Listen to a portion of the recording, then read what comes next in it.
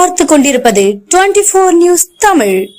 ஒன்றிய அரசை கண்டித்து திமுக வழக்கறிஞர் அணி 3 புதிய குற்றவியல் சட்டங்களை ரத்து செய்ய கோரியும் அதன் புரியாத சமஸ்கிருத தலைப்பு திணிப்பை எதிர்த்து திருவள்ளுவர் ஒருங்கிணைந்த நீதிமன்ற வளாகத்தின் வாயிலில் வழக்கறிஞர்கள் மாபெரும் ஆர்ப்பாட்டம்.